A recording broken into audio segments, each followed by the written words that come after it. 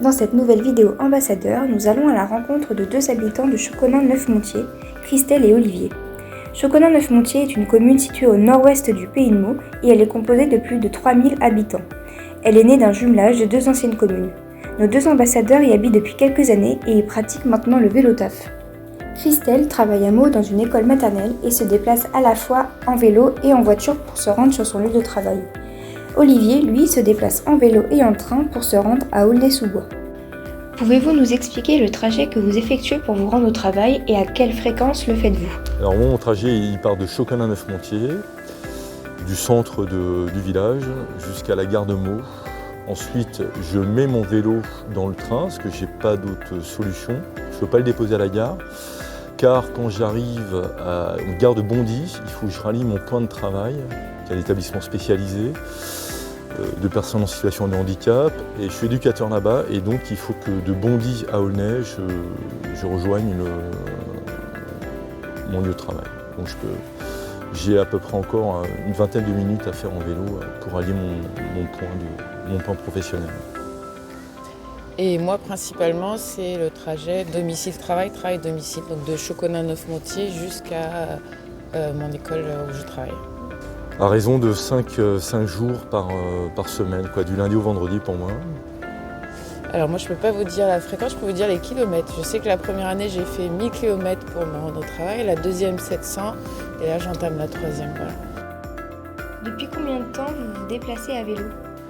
Ouais, peut-être un peu plus de 2 ans. Ça commence avant, ouais. Moi, c'est la troisième année là.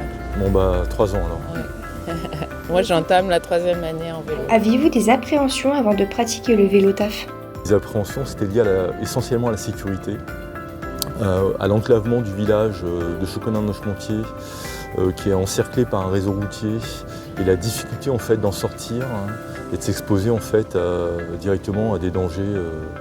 On est directement exposé aux véhicules et aux flux routiers. Donc il n'y a pas véritablement de voies qui sont dédiées aux mobilités douces pour allier la Chauconin-Neufmontier à la gare. Voilà.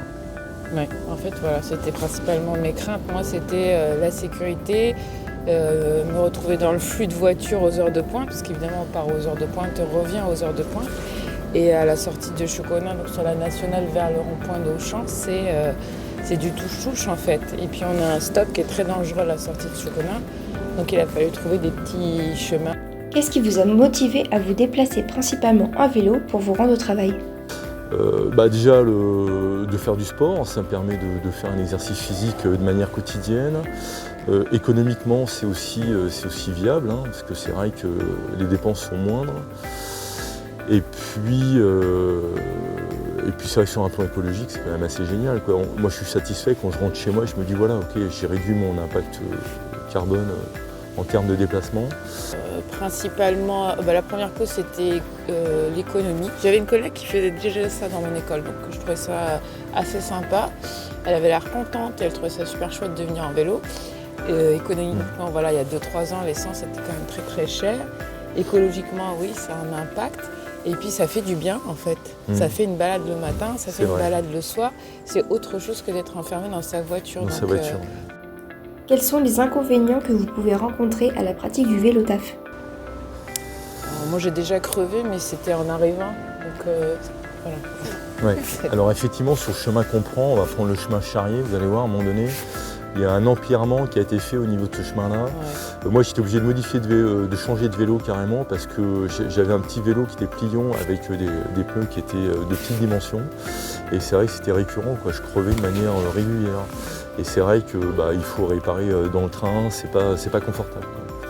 Quels aménagements pourraient être mis en place pour améliorer votre sécurité à vélo? Un rond-point en fait qui fait la jonction entre le chemin Charrier, on va faire grosso modo. Et il y a un passage piéton qui est contigu à ce rond-point. Donc là, ce qui est bien quand même, c'est qu'ils ont refait la peinture au niveau du passage piéton. C'est un passage piéton qui traverse la nationale 330. Par contre, ce qui serait bien, c'est qu'il y a un signal de position quand même. Alors c'est vrai qu'après, à côté, il y a aussi le lycée Coubertin. Et c'est vrai qu'il y a un ensemble d'élèves qui pourraient peut-être bénéficier outre de ces aménagements, d'être un peu plus sécure. Oui, parce qu'ils passent aussi par là, ces élèves. Quand ils n'ont pas de bus pour rentrer à Choconin, ils passent par là. C'est vrai. Avez-vous déjà eu peur à vélo? Bien sûr, ouais. Moi j'ai failli me faire renverser plusieurs fois sur la N3, au rond-point, juste avant l'entrée de Meaux. J'ai vu aussi l'ambulance à plusieurs reprises dans la descente de la N3. Il y a un passage piéton qui traverse aussi cette N3, bien que ce soit limité à 50 km/h. Et il y a aussi des lycéens qui se sont fait renverser. Et il n'y a pas véritablement d'aménagement en fait, quand on descend à la gare. Une petite frayeur, une fois devant le lycée, quelqu'un qui a mal marqué le stop en sortant du lycée. Quels sont les équipements que vous portez sur vous et sur le vélo afin d'être plus visible? Casque. Moi j'ai juste un brassard lumineux au niveau du pied. J'ai aussi une LED à l'arrière du vélo que j'ai pas installée, mais au niveau de la selle qui clignote en fait, qui s'allume par intermittence. Et en hiver effectivement j'ai un spot qui s'éclaire, qui se monte sur le guidon et qui renvoie aussi une lumière blanche par intermittence. Et au niveau de mon casque aussi j'ai pas un réflecteur, mais j'ai une petite lumière aussi qui peut clignoter. Que pouvez-vous dire aux habitants de Choconin-Neufmontier qui auraient peur de se lancer dans le vélo taf? Il faut essayer. Ouais, c'est ça, il faut faire le pas en fait. C'est différent du vélo de balade, je pense, et puis il faut essayer une première fois. Moi j'ai essayé sur mes temps de vacances en fait, j'ai fait le trajet pour voir ce que ça donnait, par où je pouvais passer, pour être sûre de moi, voilà. Nous remercions nos 2 ambassadeurs pour leur partage d'expérience. Si vous aussi vous voulez nous partager vos trajets, n'hésitez pas à nous contacter. À bientôt sur le Pays de Meaux.